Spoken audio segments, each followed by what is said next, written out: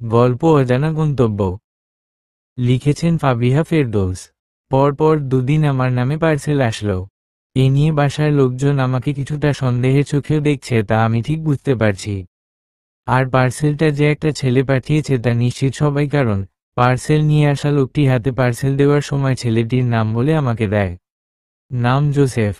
নামটি প্রথমে বাসার লোকজন শুনে কিছুটা ভ্রু কুঁচকায়। স্বাভাবিক, এটা বাংলাদেশি কোনো মানুষের নাম না, বিদেশি কেউ। প্রথম দিন আমার পিচ্ছি বোনটি পার্সেল নেওয়ার সময় পাশে থেকেছিল। আজও পাশে সে তার চকলেট এসেছে কিনা খোঁজ নিচ্ছে। পার্সেলটা নিয়ে বাসার দরজা লাগিয়ে রুমে যাওয়ার সময় আম্মু কিছুটা অন্যরকমভাবে দৃষ্টিপাত করলেন। কিছু বললেন না।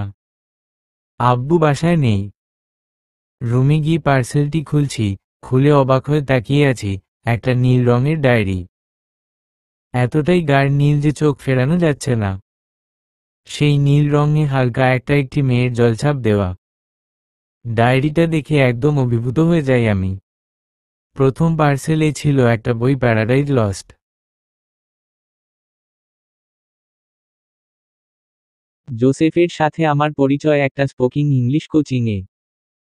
তারা একজন গেস্ট স্বরূপ স্পোকিং স্টাইল দেখানোর জন্য জোসেফকে নিয়ে আসে। ক্লাসে যখন জোসেফ এসে ঢুকে আমি এক দৃষ্টি দিয়ে তাকিয়েছিলাম। যদিও একটা মেয়ে হয়ে ছেলের দিকে এভাবে তাকানো ঠিক না, তারপরও আমি তাকিয়েছিলাম। জোসেফ আমেরিকান, কিন্তু তার মাথায় ঘন কালো চুল, নীল চোখ আর মুখের সেই ভুবন ভুলানো হাসিটা দেখে এক পলকের জন্য যেন থমকে গিয়েছিলাম। একজন আমেরিকান যেমন থাকে তার থেকে কিছুটা ভিন্ন। আমার অবাক হয়ে তাকানোটাই হয়তো তার প্রথম চোখে পড়ে। সেই দিন ক্লাস করে এসে 1 মিনিটের জন্য জোসেফের সেই মায়া ভরা হাসিটা ভুলতে পারিনি। একটা 26-27 বছরের ছেলে কিভাবে এত সুন্দর করে হাসতে পারে। পরদিন বান্ধবীর ছোট বোনের জন্মদিন। সন্ধ্যায় একটা নীল রঙের শাড়ি পরে চুলের একপাশে বেলি ফুলের মালা লাগিয়ে, চোখে হালকা একটু কাজল, হাতে কাচের ছুরি, আর ঠোঁটে একটু লাল লিপস্টিক দিয়ে রওনা হলাম তিথির বাড়ি, মানে আমার বান্ধবীর বাড়ি। অনেক বড় করে আয়োজন করেছে। ছোট বোনটার 12তম জন্মদিন। তিথিকে নিয়ে সবটা ঘুরে দেখছিলাম। হঠাৎ তিথির বাবা আমাদের ডেকে নিয়ে একজনের সাথে পরিচয় করান। সে আর কেউ নয়, সেই জোসেফ। আমি জোসেফকে দেখে যতটা না অবাক হয়েছি, সে আমাকে দেখে আরো বেশি অবাক। আঙ্কেল আমাদের সাথে পরিচয় করিয়ে দেন বিজনেসের কাজে জোসেফের এখানে আসা আর কিছুটা ব্যক্তিগত কাজ। জোসেফকে দ্বিতীয়বারের মতো নীল কোট পরিহিত দেখে আবার মুগ্ধ হই। আঙ্কেল চলে গেলেন। Excuse me, am a surprise. আমি তার কথা শুনে কিছুটা লজ্জায় পড়ে যাই। মাথা নিচু করে চুল কানের পিছনে সরাতে থাকি। তিথি তার বাবার সাথে চলে যায়। আমি কিছু না বলে সেখান থেকে চলে আসি। খুব বেশি লজ্জা লাগছিল, একটা ছেলের দিকে কিভাবে তাকিয়ে থাকতে পারি আমি। পরপর দুদিন সে আমাকে খেয়াল করেছিল। আমি একটা চেয়ারে গিয়ে বসলাম আর ভেবে ভেবে লজ্জা পাচ্ছিলাম কি করলাম এসব। হঠাৎ কেউ একজন কানের কাছে এসে বলল, don't be shy, you are. কথাটা সম্পূর্ণ না করেই যেন একদম হাওয়ার সাথে কেউ একজন মিশে গেল। আমি এক অন্যরকম অনুভূতিতে ভাসছিলাম। ঠিক তার 5 মিনিট পর একজন ওয়েটার এসে আমাকে একটা কাগজ দিয়ে গেল। কাগজটি খুলতেই চোখে পড়ল বাংলা গোটা গোটা অক্ষরে লেখা কিছু কথা। এত সুন্দর বাংলা হাতের লেখাকার কে দিতে পারে? চিঠিতে লেখা, চলবে। গল্প অজানা গন্তব্য, পর্ব 02। লিখেছেন ফাবিহা ফেরদৌস। কাগজে বাংলা গোটা গোটা অক্ষরে অনেক সুন্দর হাতের লেখা। কার এই হাতের লেখা? কে দিল? চিঠিটা খুলতেই লেখা, শুনেছিলাম বাঙালি মেয়েরা অনেক রূপবতী আর মায়াবিনী হয়, কিন্তু এতটা হবে তা ভাবতে পারিনি। বাংলার সেই নাটোরের বনলতা সেনের কেশ, কপালকুণ্ডলার মতো প্রাকৃতিক রূপ, মৃন্ময়ীর মতো ওই লজ্জা মাখা মুখ, যেন কল্পনায় ভাবা সেই রূপদেবী। এই রূপ কখনো হারাবে না, কারণ এই রূপ চোখ পেরিয়ে মনে গিয়ে দাগ কেটেছে। জোসেফ। চিরকুটে যতবার পড়ছিলাম ততবার লজ্জা লাগছিল, কিন্তু অবাক হয়েছিলাম অনেক বেশি। একজন আমেরিকান হয়ে বাংলাদেশের এত কিছু কিভাবে জানেন? বাংলা হাতের লেখা সাহিত্য সম্পর্কে এত ধারণা।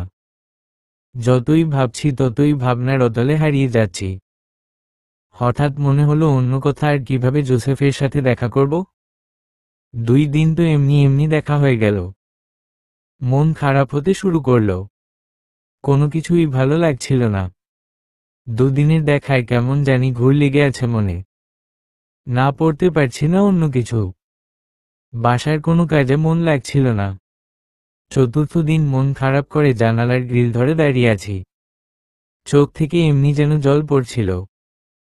আবার রুমে গিয়ে চিরকুটটা হাতে নিয়ে আসলাম। বারবার পড়ছি আর কাঁদছি। হঠাৎ চিরকুটটা উল্টো করে ধরলাম। উল্টো দিকে একটা মোবাইল নাম্বার দেওয়া। যেন এক মুহূর্তে প্রাণ ফিরে পেলাম। বুকের ভেতরটায় কেমন একটা হালকা শীতল বাতাস বয়ে গেল। কোনো কিছু না ভেবে নাম্বার তুলে কল দিলাম। 4বার রিং হলো, ফোন ধরছে না। প্রত্যেকটা মুহূর্ত যেন দম বন্ধ হওয়ার মতো। একদম শেষ মুহূর্তে কল ধরলেন জোসেফ। কণ্ঠটা শুনে যেন মনে অন্যরকম প্রশান্তি অনুভব করলাম। Hello, Joseph. হ্যালো, কেমন আছেন? খুব ভালো থাকার কি কথা। আজ 4 দিন আপনার ফোনের জন্য অপেক্ষা করছি, কোনো খবর নেই। শেষ পর্যন্ত ভেবেছিলাম হয়তো আপনি চিরকুটটা পাননি। পেয়েছি। কিন্তু আমি পাগল, চিরকুটের উল্টো পিঠে যে নাম্বার ছিল তা আমি খেয়ালই করিনি। আজ দেখলাম। মানুষ মরে গেলে পড়ে জেনে কি করবেন? জোসেফ, এভাবে বলবেন না প্লিজ। কোথায় জানি খারাপ লাগে। অনেক কথা হলো ওই দিন। বেশ কয়েকদিন পর যেন মনটা নতুন রঙে ভেসে বেড়াচ্ছে। হঠাৎ ছোট বোনের আগমন। আপু, আমাকে বাংলা গ্রামার বুঝিয়ে দাও। দিচ্ছি। ঠিক তখনই আমার মাথায় আসল। আরে, ওই দিন তো জোসেফের সাথে বাংলায় কথা বলেছি। জোসেফ একটা কথা ইংরেজিতে বলে নিয়ে সেটা কিনা আমি খেয়ালই করলাম না। বোনকে তাড়াতাড়ি পড়িয়ে বিদায় দিলাম। তারপরই জোসেফকে কল দিলাম। জোসেফ ফোন কেটে দিল। বুঝলাম না কেন। তার 5 মিনিট পর কল ব্যাক করল জোসেফ। তখনই আমি প্রশ্নটা করলাম তাকে, তুমি এত ভালো বাংলা কিভাবে লিখো আর এত জানো? জানি না। তবে ছোটবেলা থেকেই এই একটা জিনিসের প্রতি এত টান আমি অনুভব করেছি। আর সেই অনুভব করা থেকেই আমার এত কিছু জানা আর এদেশে বিজনেস করা। তবে আরও একটা কারণ আছে। সেই কারণটা খুঁজতে এখানে আসা। টানটা যে আছে তা আপনাকে দেখলেই বোঝা যায়। কিভাবে? আপনার চুল, হাসি। আমেরিকানদের এরকম ঘন কালো চুল তেমন একটা দেখা যায় না। আর হাসিও এরকম না। ওরা হাসলে সবসময় দাঁত দেখা যায় না, কিন্তু আপনি পুরো আমাদের মতো হাসেন প্রাণ খুলে। You are very clever girl. I like. তুমি আমাদের কথা এত জানো কিভাবে? বাবা বলেন। বাবা তো একসময় প্রবাসী ছিলেন আপনাদের ওখানে। খুব ভালো তো। এভাবে কথা বলতে বলতে জোসেফ চাইল আমরা দেখা করব। আমাদের সম্পর্কের একটা নাম দেওয়া দরকার। কিন্তু কোথায় কিভাবে দেখা করব কিচ্ছু বুঝতে পারছি না। এই কয়েকদিনে মা আমার উপর যথেষ্ট খেয়াল রাখছেন। আমার আনমনে হাসা, গুনগুন করে গান করা, মোবাইলে কথা বলা, সব। এদিকে জোসেফ তাড়া দিচ্ছে ও চলে যাবে দেশে। সময় নেই হাতে। আবার অন্য টেনশনও হচ্ছিল। একজন বিদেশিকে এভাবে আপন করার কি কোনো মানে আছে? যদি নিজ দেশে গিয়ে ভুলে যায়। আর পরিবার, সমাজ সব তো রইল। এভাবে আবেগের স্রোতে ভেসে বেড়ানোটা কি ঠিক? তখনই জোসেফের ফোন। হ্যালো, আশা। জোসেফ, হ্যাঁ, কেমন আছেন? ভালো। তবে তোমার কি হয়েছে? কিছু না। আপনি চলে যাবেন নিজ দেশে। তারপর? তারপর কি? আমি তো আবার আসব। বলিনি তোমায় এ দেশের সাথে একটা টান আমাকে বারবার নিয়ে আসে। আসতে তো আমাকে হবেই নিজের জন্য। যাওয়ার আগে তোমাকে একটা কাজ দিয়ে যাব। পারবে করতে? পারব। তবে তুমি আসবে তো? যদি না আসো? দুইটা জিনিস এখনই দেশে গিয়ে যে শান্তি পাবো না। আসতে তো হবেই, মাত্র 1 মাসের জন্য যাব, আবার ফিরব।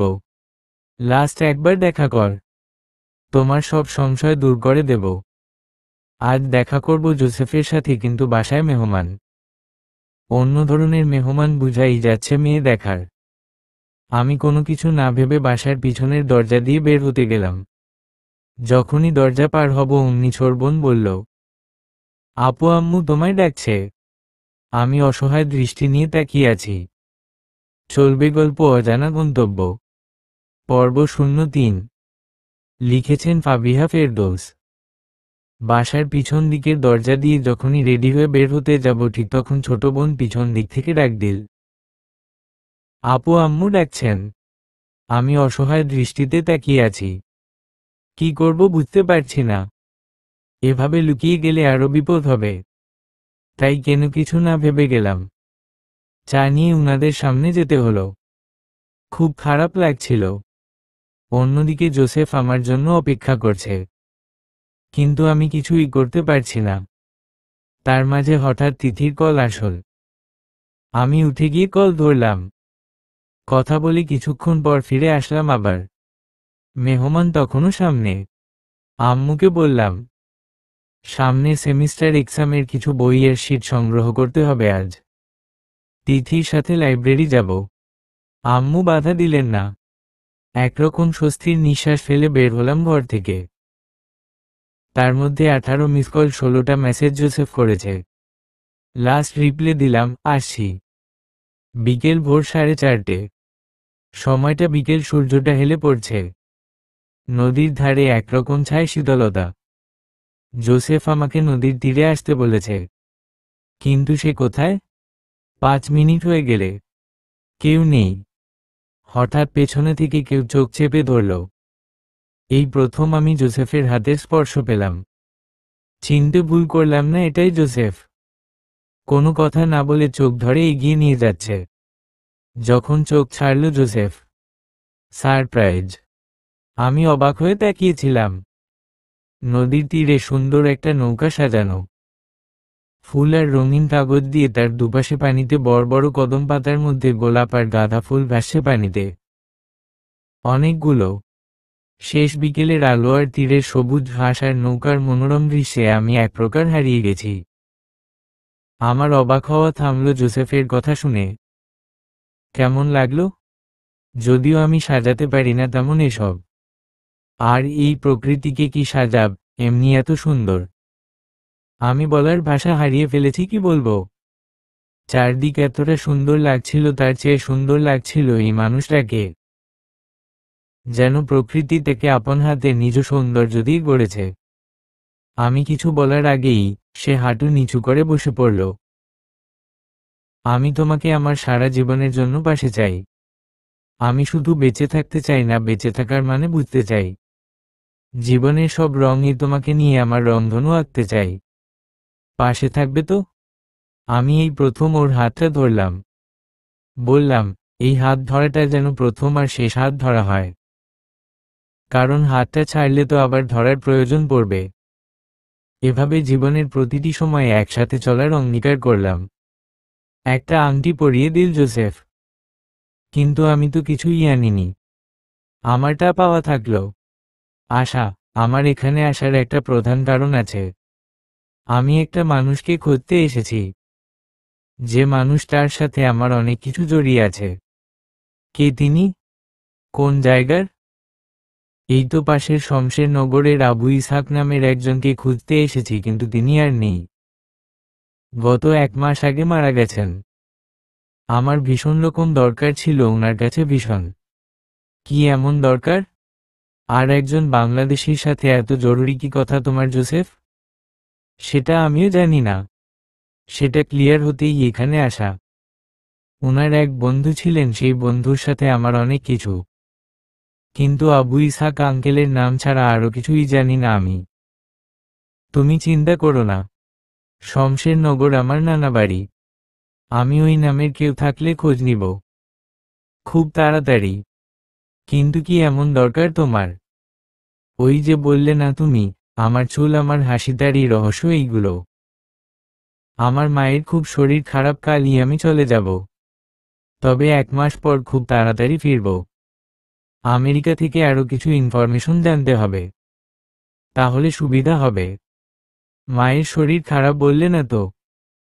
কি হয়েছে? আর আমি জানতে চাইনি তোমার পরিবার সম্পর্কে এত কথা হলো। মা অনেক দিন যাবত অসুস্থ। ওইখানে নার্সরা ওনার খেয়াল রাখে। একরকম শুধু চোখের ইশারায় কথা বলেন। সব অঙ্গ প্রত্যঙ্গ অচল।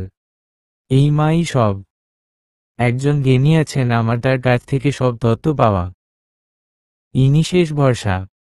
কথা বলতে বলতে কখনো সন্ধ্যা পেরিয়ে গেল বুঝলাম না। সেই স্বপ্নের নৌকা থেকে যেন নামতে মন চাইছিল না। তবুও বাসায় তো ফিরতে হবে। আর জানি না কবে দেখা হবে। মুখটা একপাশে সরিয়ে চোখের জল মুছলাম।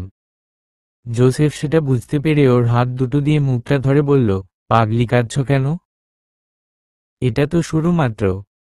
ইচ্ছে করছিল জোসেফকে জড়িয়ে ধরে আটকে রাখি, কিন্তু না, লজ্জায় সেটাও পারছি না।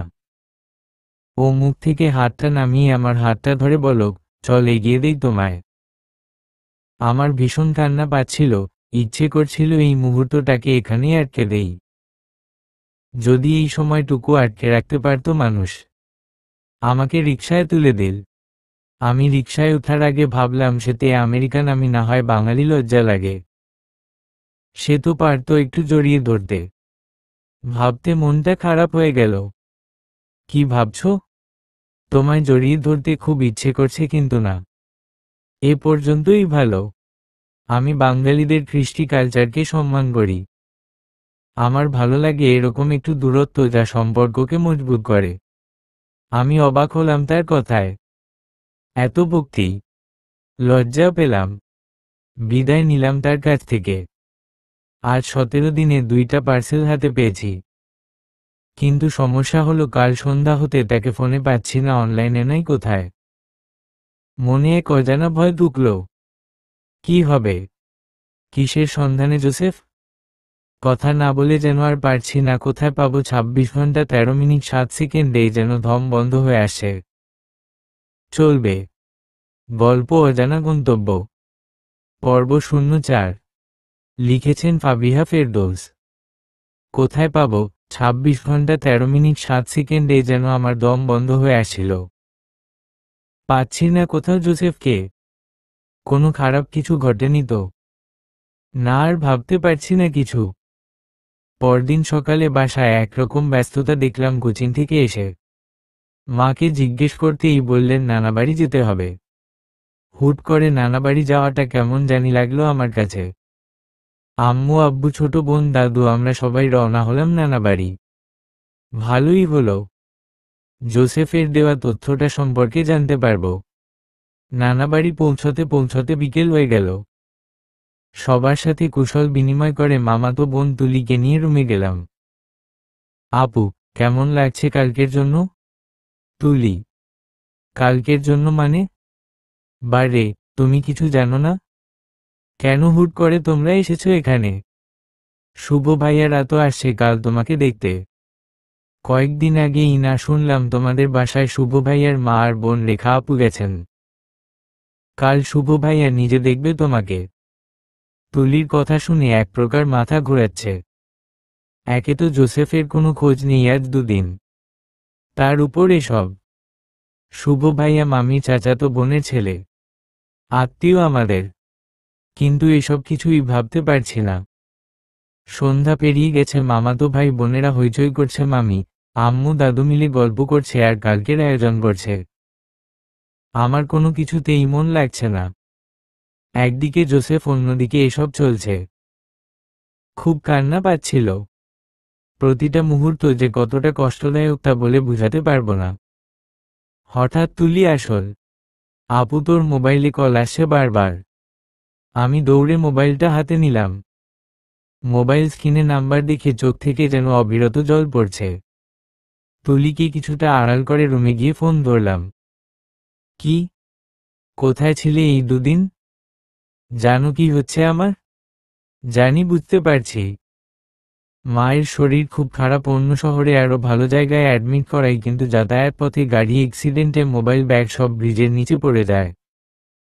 তারপরও আমরা ভালো আছি, বেঁচে গেছি। জোসেফের কথা শুনে কি বলবো বুঝতে পারছি না। মায়ের কথা বললাম, এখন কি অবস্থা জানলাম। তোমার কি হয়েছে, অন্য কোনো টেনশন? হ্যাঁ, না মানে তেমন কিছু না, তোমাকে নিয়ে একটু বেশি টেনশনে ছিলাম। এখনকার কথা কিছু বললাম না, শুধু শুধু টেনশন করবে, এমনিতে অনেক কিছু চলছে ওর উপর। কথা বলে আজকের মতো রাখলাম, কিছুটা হলেও শান্তি পাচ্ছি এখন। পরদিন সকালে সবাই মিলে বারান্দায় বসে চা খাচ্ছি। তখনই দাদু বললেন, আবু ইসহাকের বাড়ি যাবেন? আমি নামটা শুনে কিছু থমকে যাই। মামি বললেন, ইসহাক ভাই তো রংপুর বাড়িতে নেই, 2-3 দিন পর আসবে। তখন গিয়ে দেখা করে আসবেন কেমন? কিন্তু আমি তো শুনেছি, জোসেফ বলল গত মাসে আবু ইসহাক নামের ব্যক্তি মারা গেছেন। জানার জন্য মামিকে বললাম, এই নামে আর কোনো ব্যক্তি আছেন যিনি গত মাসে মারা গেছেন? হ্যাঁ আছেন তো, গ্রামের দক্ষিণ পাড়ায় আর একজন ছিলেন। আমি কিছুটা কনফিউজড হয়ে গেলাম, কোন জনকে জোসেফ খুঁজছে? সে যাকে খুঁজছে তিনি মারা গেছেন নাকি অন্যজন? বিকেলে খবর এল শুভ ভাইয়ারা আজ সন্ধ্যায় আসছেন না। আরও কিছুটা স্বস্তি পেলাম। বিকেলের দিকে কথা হলো জোসেফের সাথে, সেও বুঝতে পারছে না কোনজন। মহা ঝামেলায় পড়া গেল। ওনার বাড়ি না যাওয়া গেলে কিছুই বুঝতে পারবো না আর। কথা শেষ করে সবার সাথে আড্ডা দিয়ে রাতের খাবার খেয়ে ঘুমালাম। পরদিন দাদুরও ডাকে ঘুম ভাঙল। বেড়াতে বের হবেন তিনি, আমিও যাব। উঠে ফ্রেশ হয়ে দাদুর সাথে রওনা হলাম আম্মু আর মামিও সাথে। আর কোথাও না, সেই ইসহাক আঙ্কেলের বাড়ি। বাড়িটা অনেক সুন্দর, সাজানো, দামি দামি আসবাব, সব কিছু পূর্ণ, কিন্তু এখন তাদের আর্থিক অবস্থা নাকি ভালো যাচ্ছে না। হঠাৎ ঘুরতে ঘুরতে একটা পুতুলের দিকে চোখ পড়ল। অনেক সুন্দর পাথর বসানো, সাদা আর নীল পাথরে চিকচিক করছে দূর থেকে। আমি পুতুলে হাত দিতেই ওই বাড়ির আন্টি বললেন, এটা বাইরে থেকে আনা, অনেক পুরনো, কিন্তু দেখলে বুঝাই যায় না। আমি উৎসাহী চোখে তাকালাম, জিজ্ঞেস করলাম, কোন দেশের? আমেরিকার। তাহলে আমি সন্ধান পেয়েছি। আর কিছু বলতে যাব তার আগেই মামি সেখান থেকে আমাকে নিয়ে আসলেন। মামি কিছুটা ধমকের সুরে বললেন, এত কিছু জানার কি দরকার? আমি কিছু বুঝলাম না। রাগ করার কি হলো? হয়তো মামির খারাপ লেগেছে। আম্মুও কেমন চুপচাপ হয়ে গেলেন মামির কথা শুনে। নাস্তা খেয়ে চলে আসলাম আবার। জোসেফকে খবরটা জানাতে হবে, কিন্তু ফোন তো ধরছে না। একটু পরে মেসেজ আসল, একটু বিজি মিটিং আছি, পরে কল দিচ্ছি। দেখে আমি মোবাইলটা রাখলাম। মেহমান আসার সময় হয়ে আসছে। শুভ ভাইয়া ওনারা চলে আসবে, আমাকে রেডি হওয়ার জন্য বলছেন। আমার একটুও ভালো লাগছে না। আমি জোসেফ ছাড়া আর কাউকে মেনে নিতে পারবো না। কি করব এভাবে হুট করে? তো কাউকে কিছু বলতে পারছি না, না জোসেফকে বলতে পারছি না, বাসায় বাবা মাকে কিছু বলতে পারছি। ড্রেস পরে একটু হালকা সাজে তুলির সাথে নিচে গেলাম। সালাম দিয়ে রুমে ঢুকলাম। ওনারা 4 জন। বসতেই খেয়াল করলাম শুভ ভাইয়া এক দৃষ্টিতে আমার দিকে তাকিয়ে আছে। লজ্জা লাগছিল আমার। আন্টি রেখা আপু আমার সাথে কিছু কথা বলে পরে বললেন শুভ ভাইয়ার সাথে আলাদা কথা বলতে। মামি আমাদের ছাদে পাঠিয়ে দিলেন। আমি আর শুভ ছাদে। আমি বেশ বুঝতে পারছি তার আমাকে পছন্দ হয়েছে। আমি কি সব বলে দেব জোসেফ সম্পর্কে? চলবে। গল্প অজানা গন্তব্য, পর্ব 05। লিখেছেন ফাবিহা ফেরদৌস। আমি আর শুভ ছাদে। আমি বেশ বুঝতে পারছি শুভ আমাকে পছন্দ করেছে। আমি কি জোসেফের কথা বলে দিব? 5 মিনিট ধরে নীরবতা পালন করছি। হঠাৎ শুভ বলল, প্রিয় রং কি? নীল। আপনার? আমারও। এরপর একে একে পড়াশোনার কথা, ব্যক্তিগত কথা কিছুটা বললাম। না, শুভকে এভাবে মুখের উপর বলে দেওয়া যায় না। যা বলার বাবাকে বলতে হবে। 20 মিনিট পর ছাদ থেকে নামলাম। তুলি আমার কানের কাছে এসে বলতে লাগলো কি বলেছি। সে কি বলেছে? কি রকম লাগলো? তুলির সাথে রুমে যেতে যেতে শুধু একটা শব্দই বললাম, ভালো। রাতে জোসেফের সাথে কথা হলো। জোসেফকে না বলে আর থাকতে পারছি না। কখন কি হয়ে যায়। জোসেফ আমার পরিবার ছেলে দেখা শুরু করেছে, আর একজনকে পছন্দ করেও রেখেছে। আমি জানি তুমি খুব প্রবলেমের মধ্যে আছো, কিন্তু কি করব বল, আমি তোমাকে ছাড়া কাউকে ভাবতে পারি না। আরে পাগলি, তাতে কি হয়েছে? এক কাজ কর, তুমি তোমার পরিবারকে আমার কথা বলে দাও, কারণ আমি আগামী পরশু বাংলাদেশ আসছি। এই অনুসন্ধান হয়তো শেষ হবার পালা, এখন আসা। সত্যি বলে দিব, যদি না মানে? জোসেফ আমি তোমাকে ভালোবেসেছি, তুমিও। এর মাঝে যে একটা বিস্তর ব্যবধান আছে তা তুমি জানো না। তুমি খ্রিস্টান আর আমি মুসলিম। কিভাবে জোসেফ? তুমি আমাকে ভালোবাসো তো? তাহলে আমার উপর ভরসা রাখো। আমি সবার উপর মানুষ সত্য সেটা বিশ্বাস করি। আমি শুধু যে খ্রিস্টানকে বলল তোমায়? আমি কখনো বলেছি এসব? আমার জন্য এসব প্রধান না, তুমি তোমার পরিবারকে আমার কথা বল। বাকিটা আমি এসে ম্যানেজ করে নিব। আর তুমি যদি বেশি টেনশন কর মিস সারপ্রাইজ, তাহলে এক কাজ করতে পার। চোখ বন্ধ করে যাকে দেখবে, যার কথা তোমার বেশি মনে পড়বে, তাই তুমি করবে। না, আমি জানি এই মানুষটা ছাড়া আর কাউকে আমার মনে চিত্রপটে জায়গা, আর কারো জায়গা নেই, কিছু নেই। জোসেফের কথায় অনেকটা স্বস্তি পেলাম। আমার পুরো ভরসা আছে তার উপর। ও এমন একটা মানুষ যে কারো মনে জায়গা করে নিতে পারে। বাবাকে বলতেই হবে। কিন্তু পরিবার, সমাজ কি বলবে? বাবাকে, আমার পরিবারকে সমাজের কাছে ছোট করে দিব না তো। বলে দেখি কি হয়। রাতের খাবার পরে বাবা সব সময় পেপার, বাংলা ইংরেজি নিউজ পেপার নিয়ে বসেন, সাথে চা। মানে উল্টো আর কি। সবাই সকালে যা করে বাবা রাতে।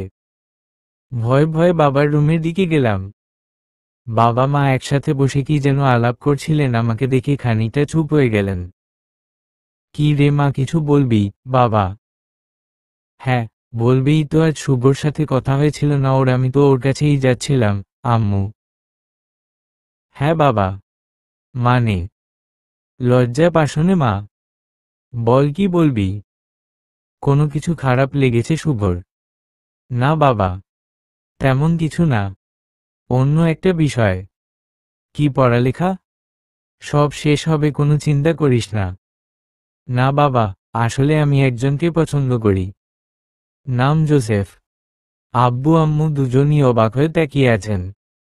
আশা, এই সেই নাম তাই না? তোর নামে যে পার্সেল আসতো? মা: হ্যাঁ মা। সে আশা, কিছু বুঝতে পারছো কি বলছো তুমি? একটি বিদেশি কোথাকার ছেলের সাথে কি সম্পর্ক তোমার? বাবা: বাবাও অনেক ভালো, তুমি তার সাথে কথা বললে বুঝতে পারবে। জোসেফ পরশু দিন বাংলাদেশ আসছে। তোমার সাথে কথা বলবে, তোমার ভালো লাগবে। আমি জানি। আর কোনো কথা না আশা, যাও এখান থেকে, তুই পরিবার সমাজ বুঝিস না। ছোট তো নও তুমি, এখান থেকে যাও মা। আর কোনো কথা না বলে চলে আসলাম। বাবা কেমন চুপচাপ হয়ে বসে আছেন। বাবা সবসময়ই এরকম, কেমন জানি শান্ত ভাবটা সবসময় বিরাজ করে চেহারায়। মা কেমন আতঙ্কিতভাবে চেয়ে আছেন। রুম থেকে বের হতেই দেখলাম দাদু দরজার পাশে। আমি পাশ কাটিয়ে চলে আসলাম। দাদু রুমে ঢুকার সাথে সাথে বলতে শুনলাম, এটা আবার ঘটছে না তো? কিছু বুঝলাম না। কিসের কথা বলছেন? খুব অশান্তি লাগছে। কি হবে? রাতে জোসেফকে আবার কল দিলাম। সে শান্ত গলায় বলল, সব ঠিক হয়ে যাবে, সব সামলে নেবে। কথা বলতে বলতে কখন যে রাত পেরিয়ে ভোর হলো খেয়ালই নেই। জোসেফ আসবে, তার সব অনুসন্ধান শেষ হবে নাকি এই যাত্রায়। তারপর আমাদের যাত্রা শুরু হবে। সবকিছু যেন সেরকমই হয়। সকালে উঠে খেয়াল করলাম বাসায় একটু হইচই। আর কিছু না, মামা মামিরা সব জেনে গেছেন। কিভাবে তাদের সামনে যাব, আমি কি ভাববেন ওনারা আমাকে নিয়ে? নিচে নামতেই তুলি টান মেরে বাইরের বারান্দায় নিয়ে গেল আমাকে। আপু, এসব কি শুনছি? আমার দুলাভাই নাকি বিদেশি? অবশ্য আমার এতে আপত্তি নেই, বরং ভালোই লাগছে। তুমি ঘরের কথায় পাত্তা দিও না, বেশি বড় হয়ে গেছ, পাকা পাকা কথা বলতে শিখেছ দেখছি। পাগলি। আপু, দুলাভাই কেমন দেখতে? চেপা টেপা ইংরেজ নাকি? সারপ্রাইজ। আসলে দেখতে পাবি। কথাটা বলে ঘরে ঢুকলাম। মামি কোনে কথা বললেন না, পাশ কাটিয়ে চলে গেলেন। বুঝতে পারছি উনি নারাজ। একবার জোসেফের সাথে সবার দেখা হোক, সব ঠিক হয়ে যাবে আমি জানি। হঠাৎ আম্মু আমাকে এক প্রকার জোর করে রুমে নিয়ে গেলেন। বললেন, কালকেই তোর এনগেজমেন্ট শুভর সাথে। কোনো কথা না তোর বাবারও সেই মতো। মা, বাবা, একটি বার জোসেফের সাথে তোমরা কথা বল, এরপরে যা বলবে সব আমি মেনে নিব। জোসেফ কালই দেশে আসবে, আর সরাসরি এখানেই আসবে। একটা বার কথা বল, এরপরে আপত্তি করব না আমি আর। বলে বাবার দিকে তাকালাম। বাবা কিছুটা নীরব হয়ে তাকিয়ে আছেন। মামাও চলে এসেছেন এতক্ষণে, আর দাদুও। খুব খারাপ লাগছে, নিজেকে ছোট লাগছে সবার কাছে। শুধু একটি বার জোসেফ আসুক, সেই আশা। বাবা, একবার একটু সুযোগ দাও। বাবা কি বলবে? আমি বলছি এসব হবে না। গ্রামে শহরে সবাই কি বলবে আমাদের? দাদু, কি করব, কিভাবে বুঝাবো ওনাদের? তারপর হঠাৎ মামা বললেন, আচ্ছা একবার কথা বলে দেখা যাক কি হয়। কথা বলতে তো সমস্যা নেই আপা। দুলাভাই দেখি ছেলে কেমন, তারপর না হয় অন্য কিছু ভাবা যাবে। কথা বললে তে আর বিয়ে দেওয়া হয়ে যায় না। মামার কথা শুনে অনেকটা স্বস্তি পেলাম। যাক, একজন তো কিছুটা বুঝেছেন। আম্মু, দাদুর মুখে আতঙ্ক। আব্বু মামার কথায় রাজি হয়ে গেলেন। আমি আল্লাহর কাছে কিভাবে শুকরিয়া জানাবো বুঝতে পারছি না। মামা বললেন, যা তুই ছেলেটিকে কাল আসতে বল আমাদের এখানে, তারপর দেখা যাবে। আমি খুশিতে চোখে পানি চলে আসল। জোসেফকে বাড়িতে আনার অনুমতি পেয়েছি, এর থেকে আর কি বড় হতে পারে। তুলি আমাকে জড়িয়ে ধরে খুশিতে নাচতে লাগলো। তারপর তুলিকে নিয়ে রুমে গিয়ে জোসেফকে কল দিলাম। ওকে বললাম কাল এখানে সরাসরি আসার জন্য। জোসেফ খুশিতে আত্মহারা হয়ে পড়ল। তার সব কাজ শেষে নতুনভাবে বাঁচার স্বপ্ন তাকে যেন বারবার ভাসিয়ে নিয়ে যাচ্ছিল। ও বলল, দেখ, বাকিটা ঠিক আমি ম্যানেজ করে নিব। আমি নতুন এক স্বপ্ন চোখে দেখলাম। রাত যেন কাটছিল না। জোসেফ এয়ারপোর্টের উদ্দেশ্যে রওয়া হওয়ার পর নিশ্চিন্ত হলাম। দিন কাটছিল না, কি পরব, কিভাবে জোসেফের সামনে যাব ভাবতে ভাবতে লজ্জা লাগছিল। সন্ধ্যায় হালকা একটু সাদা আকাশি রঙের ড্রেস পরে তৈরি হলাম। আম্মু মামি তেমন কিছু বলছেন না, আর সবাই অপেক্ষা করছে। শুধু দাদু কেমন জানি ভয়ের ছাপ দেখতে পেলাম ওনার মুখে। হয়তো ভয় পাচ্ছেন কি হবে বিদেশি লোকেই ভেবে। সন্ধ্যা পেরিয়ে সকাল 8:40 বাজে। জোসেফ এখনো আসছে না কেন? 6টায় তো আসার কথা। ফোন অফ এখনো। আব্বু, মামা, মা, মামি সবার চোখ আমার দিকে প্রশ্নবিদ্ধ। কি বলবো আমি? অনেকবার ফোনে ট্রাই করার পর রিং হলো। ফোন ধরার সাথে সাথে একটা নারী কণ্ঠ ভেসে আসল ওপাশ থেকে। জোসেফ কোথায়? চলবে গল্প অজানা গন্তব্য, পর্ব 06। লিখেছেন ফাবিহা ফেরদৌস। বারবার ফোনে ট্রাই করেও পাচ্ছিলাম। সবার চোখ আমার দিকে প্রশ্নবিদ্ধ। শেষবারের মতো কল দিলাম, রিং হওয়ার অনেকক্ষণ পর ধরল। কিন্তু ওপর পাশ থেকে নারী কণ্ঠ ভেসে আসল। জোসেফ কোথায়? আমি মেয়েলি কণ্ঠ শুনে কি বলবো বুঝতে পারছি না। নিজেকে সংবরণ করে জিজ্ঞেস করলাম, জোসেফ কোথায়? অপর প্রান্ত থেকে জবাব আসল, আপনি কার কথা বলছেন? কথাটা শোনার সাথে সাথে মাথাটা ঝিম ধরল। আমি আবার বললাম, সরি ম্যাম, কেউ একজন চেকিং কাউন্টারে মোবাইলটা ফেলে রেখে গেছেন। আমরা উনারই খোঁজ করছি। আপনি কি উনার পরিচিত? হ্যাঁ, হ্যাঁ, পরিচিত। উনি কোথায়, মানে জোসেফ কোথায়? আশেপাশেই আছেন। আমরা খুঁজে দেখছি। তারপরই অপর পাশে শোনা গেল, মোবাইল ফেলে যাওয়া ব্যক্তিকে পাওয়া গেছে। কথাটা শোনার পর যেন একটা স্বস্তির নিঃশ্বাস ফেললাম। জোসেফকে ফোন দেওয়া হলো। ওর কণ্ঠ শুনে আমার প্রায় কেঁদে দেওয়ার মতো অবস্থা। সবাই সামনে, তাই নিজেকে সামলে নিলাম। হ্যালো আশা, সরি, আমার ফ্লাইট ডিলে হয়ে যায়। এর 2 ঘন্টা পর আমি প্লেনে উঠি। আর এখানে এসে ফোন চেকিং পোস্ট ভুল করে রেখে দেই। তুমি খুব টেনশন করছিলে, তাই না? সরি। এক নিঃশ্বাসে জোসেফ সব কথা বলে গেল। কথাগুলো শুনে আমিও খানিকটা শান্ত হলাম। আমি কুশল জিজ্ঞাসা করে বললাম, আমার মামার সাথে কথা বল। যেহেতু সবাই সামনে, বেশি কথা বলা উচিত না। মামা জোসেফের সাথে কথা বলে ফোন রাখলেন। পরে বললেন, ছেলেটাকে নিয়ে আসলে ভালো হয়। যেহেতু এটা মফস্বল এলাকা, চিনতে অসুবিধা হবে আমাদের বাড়ি। মামা জোসেফকে আনতে গেলেন। সন্ধ্যা থেকে রাত অবধি যেন প্রতিটা নিঃশ্বাস আমি গুনে গুনে নিচ্ছিলাম টেনশনে।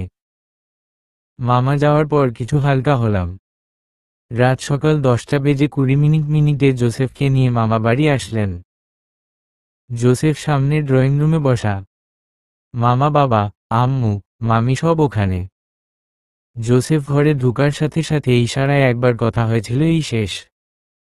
আম্মু আর মামি প্রথমে সামনে যেতে আপত্তি জানালেও জোসেফ যখন উনাদের নিজে ডেকে কথা বলে তখন তারা কিছুটা অবাক হন। স্বাভাবিক বিদেশি ছেলে বাংলায় কথা বলে। আর জোসেফকে আমি সবার ছবি দেখিয়েছিলাম, তাই ও সবাইকে দেখেই চিনতে পেরেছে। সবাই কথা বলছেন ওর সাথে। জানি না কি হবে। তুলি কানে কানে বলল, আপু একদম রাজপুত্র দেখতে।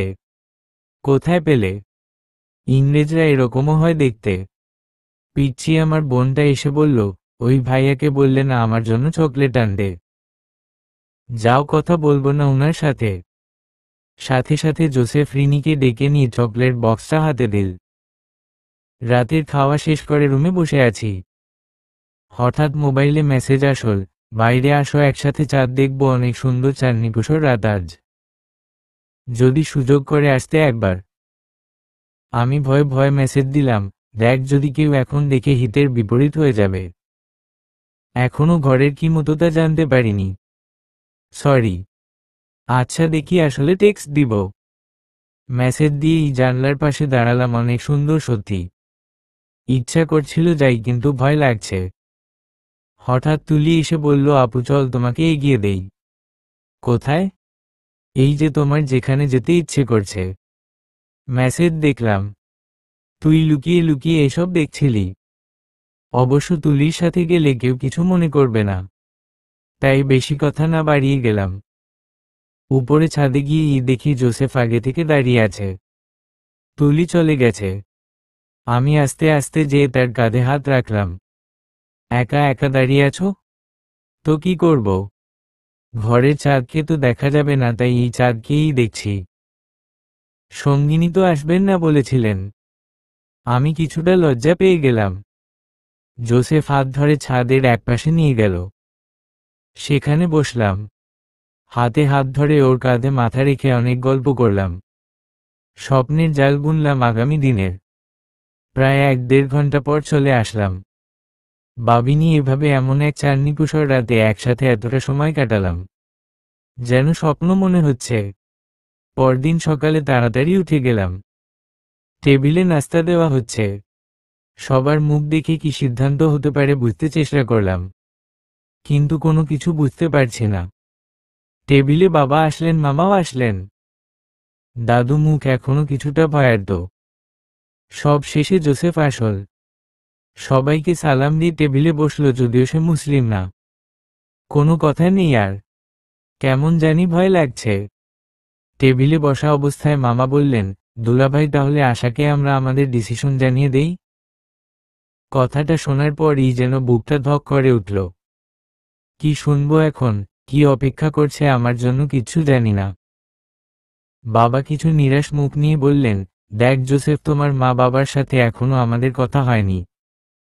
যদিও তোমার বাবা নেই, মা অসুস্থ, তোমার এক আত্মীয় আছেন গিনি, নাকি ওনার সাথে গিয়ে আমরা কথা বলবো তোমাদের বিয়ের ব্যাপারে?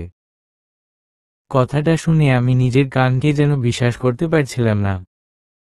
আজ সন্ধ্যায় এনগেজমেন্ট, 2 দিন পর বিয়ে। জোসেফের কাজের চাপ, তাই বিয়েটা তাড়াতাড়ি সম্পন্ন করতে হবে। আম্মু মামিকে দেখে খুশিই মনে হচ্ছে। এভাবে মেনে নিবে বিশ্বাস ছিল মনে, তবে তা সামনাসামনি দেখতে পেয়ে যেন বিশ্বাস হচ্ছিল না। ভীষণ রকমের ভালো লাগছিল বলে বুঝাবার মতো না। বাড়িতে কিরকম একটা আনন্দের আমেজ দেখা দিল। সবাই সন্ধ্যার অনুষ্ঠানের জন্য কাজ করছে। আম্মু আমার রুমে এসে একটা মেরুন কালারের শাড়ি দিলেন পরার জন্য, বললেন, দেখ মা, বিদেশি ছেলে, আমার মন এত সায় দিচ্ছে না। তারপরও তোর খুশিতে খুশি। এই শাড়িটা তোর জন্য অনেক আগে তুলে রেখেছিলাম। আম্মুকে কেঁদে জড়িয়ে ধরলাম। অন্যদিকে মামা আব্বু সবাই কাজে ব্যস্ত। মামার সাথে জোসেফ বাইরে গেলে মামা ফিরে এলেন, জোসেফ একটু কাজে পড়ে আসবে। সন্ধ্যায় আমি রেডি হলাম। জোসেফকেও সেই মেরুন কালারের পাঞ্জাবি পরতে দেওয়া হলো। আশেপাশের কিছু মেহমান আসলেন। সব রেডি। হঠাৎ টেলিফোনে একটা কল আসল। বাবা কথা বললেন, আমরা সবাই বাবার জন্য অপেক্ষা করছি, উনি আসলে ইয়াংটি পরা হবে। 2 মিনিট পর বাবা আসলেন। এসেই বললেন, এই বিয়ে হবে না। আমরা সবাই অবাক। কেন, এমন কি হলো এখন? মামা জিজ্ঞেস করলেন, ওই দেশ থেকে জোসেফকে নিয়ে কোনো বাজে খবর পেয়েছেন কিনা? বাবা বললেন, না। তাহলে? এই বিয়ে হবে না, কোনোদিন না। বাবা, চলবে। গল্প অজানা গন্তব্য, পর্ব 07 এবং শেষ। লিখেছেন ফাবিহা ফেরদৌস। এই বিয়ে হবে, সম্ভব না কোনোদিন। বাবা, ছেলের কোনো খারাপ খবর নয়, তাহলে কেন বিয়ে হবে না দুলাভাই? মামা, কথাটা শোনার পর যেন আমার মাথায় আকাশ ভেঙে পড়ল। এই মুহূর্তে এসে বাবা এসব কি বলছেন? বাবাকে এরকম চেহারায় কোনো দিন দেখিনি। কিরকম মুখ ফিরিয়ে কথাগুলো বলছেন, যেন কিছু লুকাতে চাইছেন। আম্মু, মামি, আমরা সবাই এক দৃষ্টিতে তাকিয়ে আছি। আমার ভেতরটা যেন চুরমার হয়ে যাচ্ছে। জোসেফ দৌড়ে বাবার কাছে গিয়ে জানতে চাইল, কি এমন অপরাধ করেছে সে, যার স্বরূপ এরকম একটা মুহূর্তে সবকিছু শেষ করে দেওয়া হচ্ছে। বাবা কোনো কথাই বলছেন না। কিরকম অন্য দৃষ্টি নিয়ে ছটফট করছেন, আর বলছেন, এ হবার নয়। হবে না, কোনোদিন না। কি এমন কথা যার জন্য বাবা এমন করছেন? মনে হচ্ছে বাবা কারো জন্য অপেক্ষা করছেন। জোসেফ বারবার বোঝানোর চেষ্টা করছে, কিন্তু বাবা সে সব কথা কানেই নিচ্ছেন না। আবার জোসেফ বলল, বাবা, দেখুন, আমি কখনো পরিবার কি বুঝিনি। আমার মা আর গেনির ভালোবাসা ছাড়া আর কারো স্নেহ আমার কপালে জুটেনি। এ দেশে কিছু কাজের জন্য এসে আশাকে দেখে ভালো লাগে, এক অন্যরকম ভালো লাগার সৃষ্টি হয়। ভালোবাসা নিয়ে কোনো স্বপ্ন আমি কোনোদিন দেখিনি। এই প্রথম ওই 2 মানুষ ছাড়া কাউকে নিয়ে ভালোবাসার অন্য রং দেখেছি। প্লিজ এমনটি করবেন না। আমি তো আপনার ছেলের মতো। তুমি তো। বাবা, কিছু বলতে গিয়ে বাবা আটকে গেলেন। দেখ, আমার কাছে সব পরিষ্কার নয়। আমি সব ক্লিয়ার হতে চাই। তাই কেউ একজনের জন্য অপেক্ষা করছি। আমিও সব জানতে চাই। অনেক কিছু জানার আছে পিছনের। বাবা, বাবার কার অপেক্ষা করছেন? সব যেন একটা ঘোরের মধ্যে আছেন। কিরকম দমবন্ধ করা পরিস্থিতি। সময়টা যেন থমকে গেছে। প্রতিটা নিঃশ্বাস নিতে কষ্ট হচ্ছিল। মনে হচ্ছে এই মুহূর্তে শ্বাস নেওয়া বন্ধ হয়ে যাবে। খুব খুব কান্না পাচ্ছিল, কিন্তু কেন জানি কাঁদতে পারছি না। চোখের পানি যেন আসছে না। আমি বলেছিলাম এটা ঠিক হবে না। আমি জানতাম। দাদু, কি হচ্ছে কিচ্ছু বুঝতে পারছি না। দাদু এমন কেন বলছেন? হঠাৎ বাড়িতে ঢুকলেন চাচা, ইসহাক চাচা। বাবা এক প্রকার স্বস্তির নিঃশ্বাস ফেলে এগিয়ে গেলেন তার দিকে। চাচা কেমন মুখটা কালো করে ঘরে ঢুকলেন। জোসেফ ইসহাক চাচাকে দেখে বলল, চাচা আপনি? ইসহাক চাচা কোনো কথা না শুনে বাবার সাথে সবার সামনে আসলেন। আজ সকালেই নাকি ইসহাক চাচার সাথে জোসেফের কথা হয়েছে। চাচা বাবাকে বললেন, আমি সব পরিষ্কার করে বলছি। তার আগে জোসেফকে কয়েকটি প্রশ্ন করার আছে। জোসেফ বলল, বলুন, আমি সব প্রশ্নের সত্য উত্তরই দেব। আমিও জানতে চাই। চাচা জোসেফের সামনে গেলেন, জিজ্ঞেস করলেন, তোমার মায়ের নাম কি মেরিন? হ্যাঁ চাচা, এটা আমার মায়ের নাম। তোমার গেনির নাম কি জোকাস্টা? চার্চে থাকেন তিনি আর তুমি আর তোমার মাও? জি। ওনার কাছে ইয়ামি আর আমার মা থাকি। আমি ছোটবেলা থেকে আমার চার্চে বড় হয়ে ওঠা। এরপরে আমি পড়ালেখা করে ব্যবসা করে মাকে আর গেনিকে আমাদের নিজের একটা বাড়ি করে নিয়ে আসি। কিন্তু গেনি সবসময় আমাদের সাথে থাকেন না, কিছুদিন থাকেন আবার চার্চে চলে যান। শুধু মাকে নিজের মেয়ের মতো ভালোবাসেন বলে এতটা আপন আমাদের। কিন্তু চাচা, আমি তো আপনাকে সকালেই সবকিছু বলেছি। হ্যাঁ, বলেছ। এর আগেও একটা ঘটনা আছে, যা এখন তোমাদের জানা দরকার। এরকম পরিস্থিতিতে না পড়লে হয়তো না জানলেই হতো। এরকম কেন হলো? এরকমটা হতে পারে আমি ভাবতেই পারছি না। বাবা বাবা কথাগুলো বলেই যেন কেমন জানি করছেন। কিরকম অস্বস্তিতে ভুগছেন তিনি। চাচা বলতে শুরু করলেন, আশা মা, তুমি জানো আমি একসময় আমেরিকায় ছিলাম আর তোমার বাবা ছিলেন। দুজন একসাথেই গিয়েছিলাম। ঘটনাক্রমে তোমার বাবা চলে আসেন, তোমার দাদা অবস্থা খুব খারাপ ছিল। হুট করে চলে আসে। কিন্তু চলে আসার আগে মেরিন নামের একজন খ্রিস্টান মেয়ের সাথে ভালোবেসে বিয়ে করে। আমি আর জোকাস্টা আর আমি ছিলাম বিয়ের সাক্ষী। জোকাস্টার পালিত মেয়ে মেরিন। বিয়ের 7 মাস পর তোমার বাবা দেশে আসে, আমি তখনও বিদেশ আছি। তোমার দাদার মৃত্যু হয়। চাচাকে থামিয়ে দিলেন বাবা। পরে আমি বলছি, বাবার মানে তোর দাদার মৃত্যুর পর এখানকার সবকিছু সামলে নিয়ে আবার আমেরিকার উদ্দেশ্যে রওনা হওয়ার পথে আমার গাড়ি অ্যাক্সিডেন্ট হয়। আমি প্যারালাইজড অবস্থায় অনেকদিন পড়ে থাকি, প্রায় 3-4 বছর। কোনো যোগাযোগ হয়নি মেরিনের সাথে আর। ভালো হয়ে খোঁজ নিলাম, পেলাম না। ততদিনে ইসহাকও চলে আসে দেশে। ইসহাকের কাছে জানতে পারলাম মেরিন আর জোকাসরা অন্য কোথাও চলে গেছে।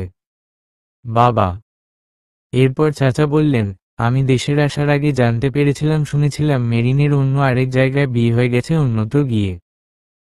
সেটা আমি আর তোমার বাবাকে বলিনি। অনেক বুঝিয়ে তোমার মায়ের সাথে ওর বিয়ে দেই। তখনকার সময়ে এখনকার মতো এত যোগাযোগ ভালো ছিল না। কথাগুলো শোনার পর শেষ কথা শুনে অনেকটা হালকা হলাম। প্রথমে যা ভাবছিলাম তা নয়।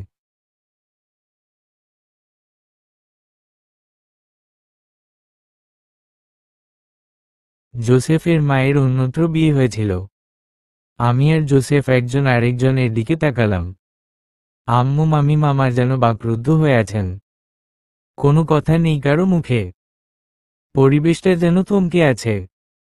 চাচা বললেন, সকালেই জোসেফের সাথে কথা হয়। সব জানলাম। ওর কাছ থেকে গেনি জোকাস্টার নাম্বার নিয়ে যোগাযোগ করলাম। অনেক দিন পর কথা হলো, অনেক অভিযোগ শুনলাম। পরে জানতে পারলাম মেরিন বহু বছর যাবৎ অসুস্থ, এই অসুস্থতার কারণে ভালো চিকিৎসার জন্য অন্যত্র চলে গিয়েছিল। সব সত্য জানলাম। এরপরেই জানতে পারলাম আজ আশা মায়ের এনগেজমেন্ট। কার সাথে সেটা জানতে পেরে সাথে সাথে ফোন দিলাম। এখন নিশ্চয়ই বুঝতে পারছো আমি কি বলতে চাইছি। আমি কি বলবো যেন মাথা ঘুরছে আমার, সবকিছু যেন থমকে গিয়ে দুমড়ে মুচড়ে পড়ে আছে সামনে।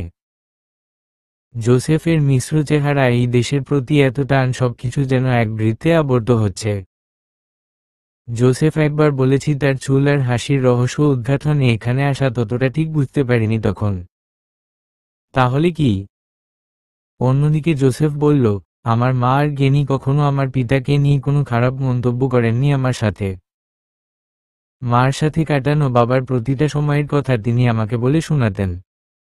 আমার বাবা একজন বাঙালি জানার পর থেকে আমার বাংলার প্রতি, এ দেশের প্রতি আলাদা মায়া জন্মে, আর সেখান থেকে সবকিছু আসা বাংলা শিখা। মা আমাকে কখনো বাধা দিতেন না। ওনার এখনো বিশ্বাস আমি আমার বাবাকে খুঁজে পাবো, শেষ দেখা দেখবেন উনি। বাবা নাকি আমেরিকায় অন্য নামে পরিচিত ছিলেন, তাই ওই সময়ে অতটা জানতেন না। মা আর জ্ঞানী ওনার পরিবার আর নিজের সম্পর্কে আর সময় পাননি জানার মায়ের অসুস্থতার জন্য। কিন্তু এটা কল্পনাও করতে পারিনি এমন ভয়ানক কিছু ঘটে যেতে পারে।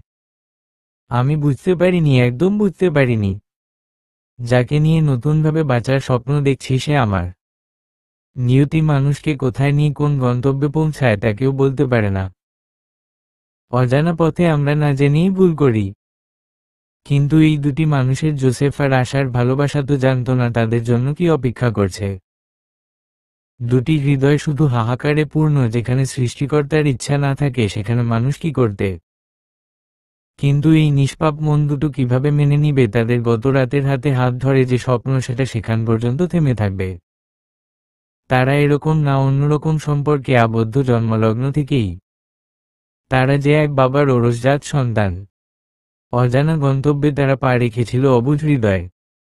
দুটি হৃদয় শুধু নীরবে অশ্রু ঝরাবে। নিয়তির অজানা পথে আমরা কেউ কারো ধারে কাছে নেই। সমাপ্ত।